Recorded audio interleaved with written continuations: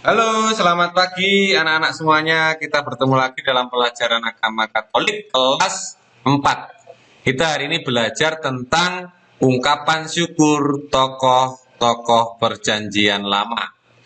Mari kita awali kegiatan hari ini dengan berdoa. Kita ambil sikap berdoa yang baik. Dalam nama Bapa dan Putra dan Roh Kudus. Amin. Ya Allah, ajarilah kami untuk mampu bersyukur. Bersyukur karena Engkau menciptakan kami. Bersyukur karena Engkau mengasihani kami. Bersyukur karena Engkau selalu menyertai kami. Ajarilah kami untuk mampu mewujudkan syukur kami dengan mengasihi orang tua, guru, dan semua orang, sebagaimana Engkau mengasihi kami. Amin. Kemuliaan pada Bapa dan Putra dan Roh Kudus seperti pada permulaan, sekarang, selalu, dan sepanjang segala abad. Amin. Terpujilah nama Yesus, Bunda Maria, dan Santo Yosef untuk selama-lamanya. Amin. Dalam nama Bapa dan Putra dan Roh Kudus. Amin. Anak-anakku yang terkasih, kita hari ini belajar tentang ungkapan syukur tokoh perjanjian lama. Terima kasih, minggu yang lalu anak-anak sudah mengerjakan soal-soal PTS dengan penuh semangat dan penuh sukacita. Nah, hari ini kita akan melihat satu sosok tokoh dalam perjanjian lama. Nanti ada Musa, ada Daud, nanti akan kita lihat bersama. Siapkan kitab sucinya ya. Oke. Nah, anak-anak yang terkasih, kita akan membaca dari nyanyian Musa dari Ulangan bab 32 ayat 1 sampai 14. Jadi kitab Ulangan. Pasanglah telingamu, hai langit, aku mau berbicara, dan baiklah bumi mendengarkan ucapan mulutku. Mudah-mudahan pengajaranku menitik laksana hujan, perkataanku menetes laksana embun, laksana hujan renai ke atas tunas muda, dan laksana dirus hujan ke atas tumbuh-tumbuhan. Sebab nama Tuhan akan kuserukan, berilah hormat kepada Allah kita, gunung batu yang pekerjaannya sempurna, karena segala jalannya adil, Allah yang setia dengan tiada kecurangan, adil dan benar Dia. Berlaku busuk terhadap Dia mereka yang bukan lagi anak-anaknya, yang merupakan noda suatu angkatan yang bengkok dan belat-belit. Demikianlah engkau mengadakan pembalasan terhadap Tuhan, hai bangsa yang bebal dan tidak bijaksana. Bukankah Ia Bapamu yang mencipta engkau, yang menjadikan dan menegakkan engkau? Ingatlah kepada zaman dahulu kala, perhatikanlah tahun-tahun keturunan yang lalu. Tanyakanlah kepada ayahmu, maka ia memberitahukannya kepadamu, kepada para tua-tuamu, maka mereka mengatakannya kepadamu, ketika Sang Maha Tinggi membagi-bagikan milik pusaka kepada bangsa-bangsa, ketika ia memisah-misah anak-anak manusia, maka ia menetapkan wilayah bangsa-bangsa menurut bilangan anak-anak Israel. Tetapi bagian Tuhan ialah umat-Nya. Yakub adalah milik yang ditetapkan baginya. Didapatinya dia di suatu negeri di padang gurun, di tengah-tengah hutan busan dan auman padang belantara. Dikelilinginya dia dan diawasinya, dijaganya sebagai biji matanya.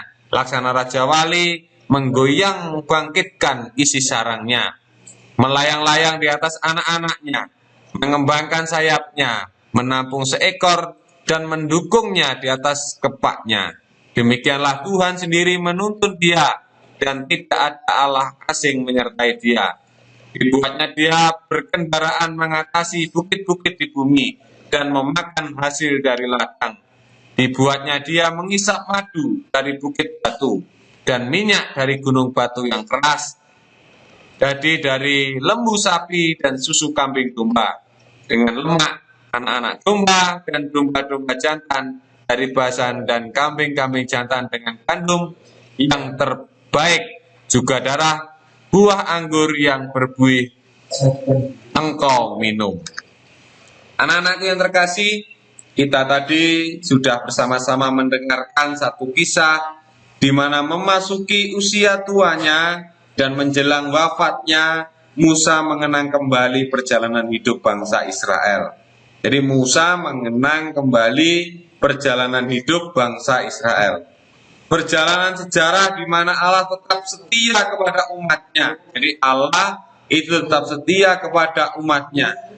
Ia menyelamatkan Israel dari perbudakan dan penganiayaan.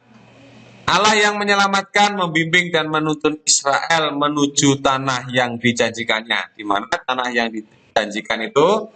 Ya, anak-anak bisa kembali melihat ya di tanah dijanjikannya. Nah, Pak Wana sudah berulang-ulang kali menyampaikan ya, mulai kelas 4, sekarang kelas 5, nanti sampai kelas 6. Nah, ini sudah ada ya. Nyanyian ini merupakan ungkapan iman Musa yang seharusnya mencerminkan iman bangsa Israel terhadap Allah yang selalu menyertai mereka. Ya, anak-anakku yang terkasih, tadi Pak Wana sudah menyampaikan siapkan kitab suci, dibuka kitab Mazmur bab 23. Jadi kitab Mazmur bab 23, semua ayatnya dibaca. Jadi semua ayatnya dibaca. Nanti setelah selesai membaca, anak-anak bisa mendengarkan lanjutan peneguhan dari Pak Wana. Ya, ini di pause dulu ya. Oke, anak-anak yang terkasih, setelah anak-anak membaca kitab Mazmur, tadi digambarkan Daud adalah gembala domba yang pandai menciptakan lagu pujian atau Mazmur. Ia mengiringi nyanyian pujiannya ya dengan iringan kecapi. Nyanyian Daud diciptakan pada semua situasi kehidupan yang dihadapinya. Ada lagu syukur, lagu pujian, lagu ratapan, lagu penyesalan, lagu gembira, ada pula lagu dalam kegagalan. Jadi pada Mazmur 23 yang berjudul Tuhan adalah gembalaku, Daud mengungkapkan pujian serta rasa syukurnya kepada Tuhan. Tuhan dilukiskan sebagai gembala yang setia, ya, yang selalu menjamin hidup setiap orang, yang menjaga dan melindungi. Gambaran Allah seperti itulah yang dirasakan dan dialami Daud di dalam hidupnya. Tentu saja gambaran Allah sebagai gembala tidak terlepas dari pengalaman hidupnya sebagai penggembala yang menjaga dan menggembalakan domba-domba miliknya.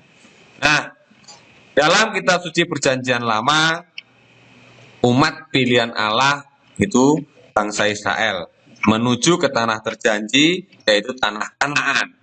Nah, di sini yang dibahas adalah Daud. Nah, Daud di sini seorang gembala. Ya, Daud adalah seorang gembala yang baik. Nah, di sini Daud merupakan pencipta kitab Mazmur. Jadi yang menulis ataupun yang menciptakan kitab Mazmur. Nah, anak-anakku yang terkasih, di sini pula juga kita akan belajar tentang tata cara dan makna perayaan Paskah Yahudi.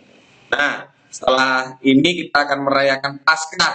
Nah, sebenarnya apa sih makna perayaan Paskah Yahudi pada zaman itu dari kitab Keluaran?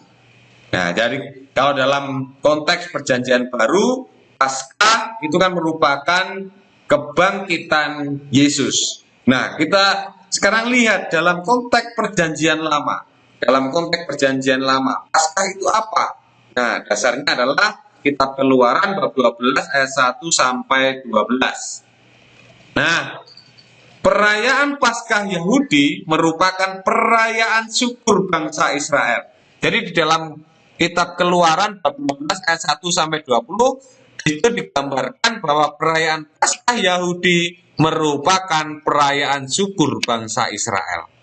Mereka bersyukur atas pertolongan Allah yang membebaskan mereka dari perbudakan. Perbudakan di mana? Perbudakan di Mesir.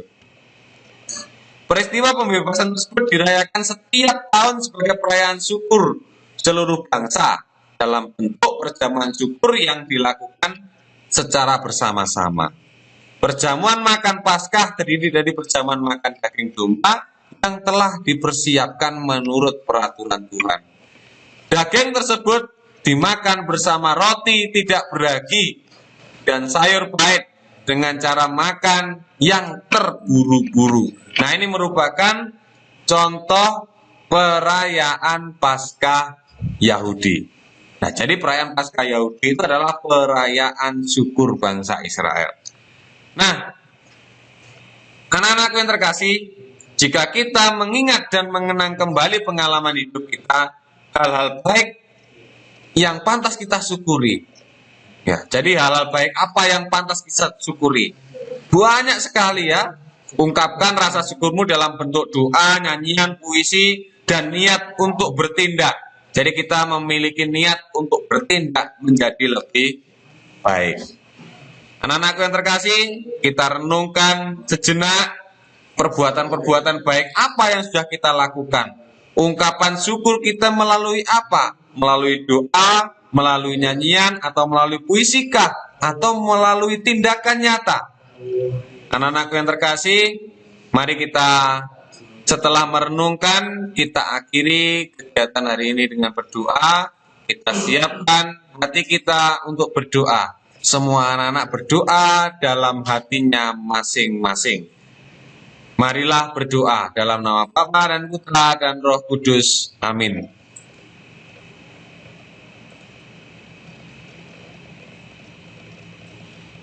Dalam nama Bapa dan Putra dan Roh Kudus. Amin. Baik, anak-anakku yang terkasih, terima kasih sudah mengikuti pelajaran agama hari ini. Jangan lupa tetap patuhi protokol kesehatan, tetap jaga kesehatan. Selamat pagi, Tuhan memberkati.